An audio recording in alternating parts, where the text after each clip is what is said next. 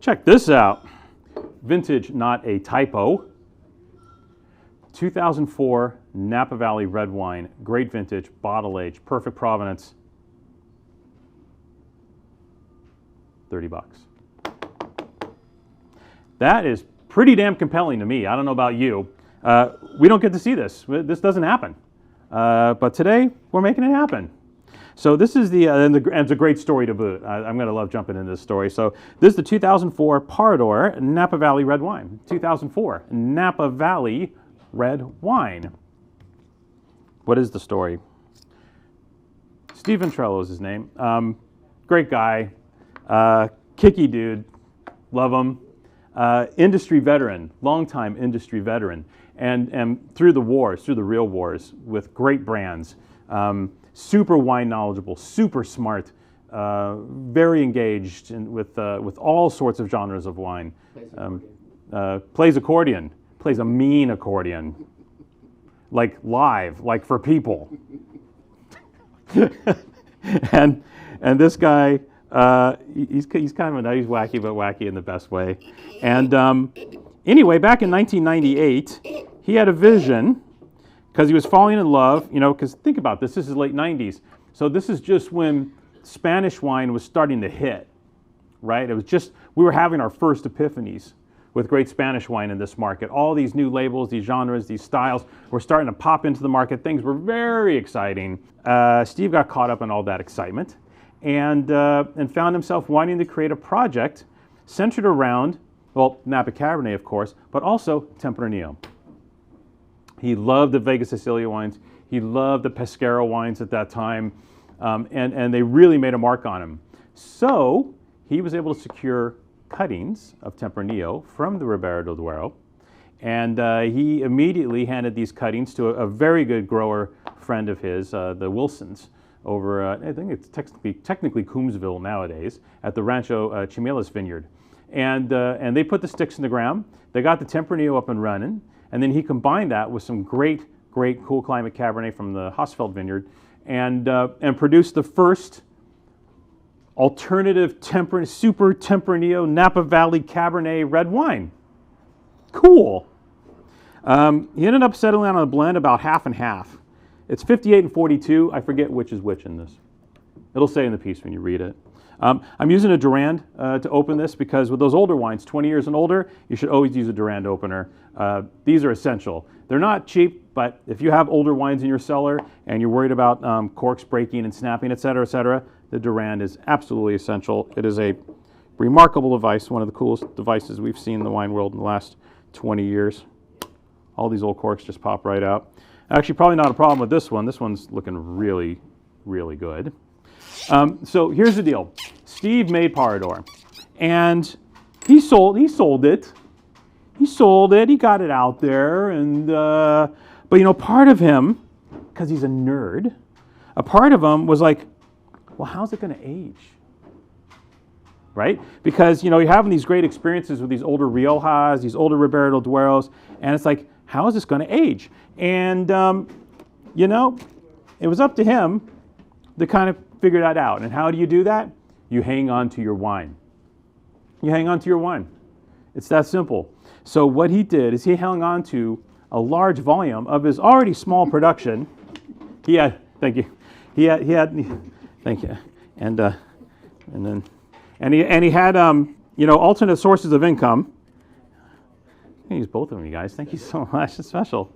So the cat, nobody in the wine business is insanely wealthy, unless you were already insanely wealthy before you got in the wine business. That's a different story for a different day. But he did have enough money so that he could actually sit on some of these cases and see how the wine progressed. So he made 11 barrels, starting in that's pretty early on. He made 11 barrels, and then he basically kept 2 of the barrels aside. So we sold 9 barrels, kept 2, and just to see how it would do. The other day, one of his associates came into the store and had the 2004 with them. And we're like, yeah, let's check it out. Because I remember this wine on release. We've sold Parador through wine exchange off and on over the years. And I remember this wine on release and like, man, that wine was pretty good. But, the thing is, he was using Southern Napa fruit in the early 2000s. So these were cooler vineyards. He did this on purpose so the wine would have a potential for greater ageability, i.e. the grapes weren't too ripe, the wine wasn't too jammy, too porty. He was looking for a stylistic slant that kind of emulated what he was seeing from the Ribera del Duero in Spain. And, good for him. He wasn't wrong, Now, granted, I'm sure it's really difficult figuring out Tempranillo, being one of the first to plant Tempranillo in a great vineyard site in the Napa Valley, and then working on the blend, figuring out the oak treatment, et cetera, et cetera. He used a lot of older barrels for this. I think a little stitch of new wood, but older barrels, and there was a mix of barrels, larger barrels, smaller barrels. So he didn't really want the wine too marked by wood, which, a lot of the Ribera del Duero wines, especially in the 90s and in the 2000s, were quite marked by wood. It was a time of a lot of new oak, and he was already not thinking that way. He already had a more of a European palate anyway. So he was more dedicated to making wines with a greater sense of balance and harmony and not necessarily looking for new oak flavors in these wines. So accordingly, this wine is not a stitch oaky. Ooh, and this bottle's singing today. 20-year-old wines. You're going to get some variation, but he kept very good care of these wines. Beautiful, beautiful shape. And boy, when you get a good one, it hits hard. This one hits. Now, here's the deal. What does it taste like? What does it smell like? Well, first of all, what it smells like, it smells more Napa-y than Spanish. So I'm going to tell you that right there. This is a Napa Valley red wine where half the grapes are Tempranillo. Does that make sense, right? This isn't a Ribera del Duero wine made in Napa. This is a Napa red wine where half the grapes are Tempranillo. Have that thought process when you're going into it.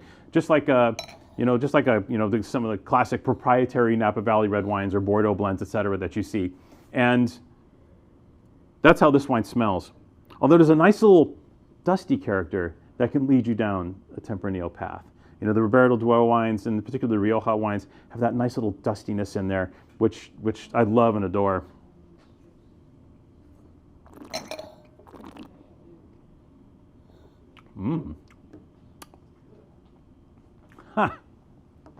It's so cool, because you can tell the Tempranillo imparts a different tannin structure here, So the tannin is melty, but what it does is it creates focus and tension in the wine at the end.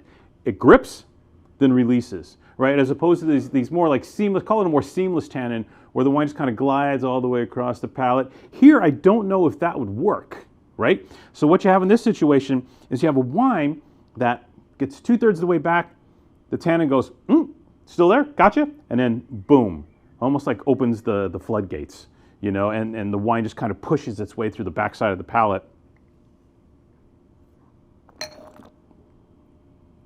A thoroughly engaging drink. This is good. This is aging as good as anything in the Ribera del Duero out there from 2004. I've had a lot of 2004 Ribera del Duero wines that aren't this good. And I've had a lot of 2004 Napa wines that aren't this good, mind you. Just because something's 20 years old doesn't mean it's good. Talk to folks about the 97 vintage in Napa. Ruh-roh, womp womp. The wine has to be balanced. And one thing that Steve knew through his years of history, selling some great wines, he's selling the wines from the Rosenthal portfolio, and so he really has a sense about balance and classic French, European winemaking. So he always had that framework in his mind when he produced this wine, and you can feel it and you can sense it, and we're being rewarded for it. We're being rewarded for it. Well, technically, I'm being rewarded for it right now, and you're not. You have to buy the wine, and then you get rewarded for it. But I'm just going to keep rewarding myself here. Pardon me. Did you? Yeah, I deserve this. Okay, so here's the deal. We were blown away by the wine, and we said we want to buy the rest. But, we said, can you give us a pretty good price on it? Because we want to tell this story. We want to get the wine out there. And frankly, we're not sure if, a $50, 20-year-old Spanish red, so we're like, hey, what if we did this? And and they were amenable to it. Steve was amenable to it. I think it's great to have this wine out there, and we're really glad Steve did this, to get out there and tell the story at this price and get people drinking and engaged with a beautiful older Napa Valley red wine at a price that they can afford. It's so cool, and we need so much of this in the wine industry, and we really thank Steve for coming through on this. So, I mean, this wine originally had a $50 retail on its release back in 2007 or I don't know, 18 years ago. And basically, we're selling today for that, $29.98. Don't keep it on the down low. But the fact of the matter is, you'd be hard pressed to find a better, more engaging. Well, no, let's rewind that. It's going to be impossible to find a delicious, engaging bottle of Napa Valley red wine that's 21 years old in perfect condition at this price. Impossible. Kimpossible. It ain't going to happen. It's here. This is it. 30 boxes. We bought all of it. We bought all the ad. This is it. The library is clear on this vintage. Maybe down the line, there will be another vintage that we can partake in. There was a lot of good vintages in the 2000s. I think opportunity may knock again. But for now, get this killer, delicious, engaging, older Napa Valley red wine now. And get one of these. Open it.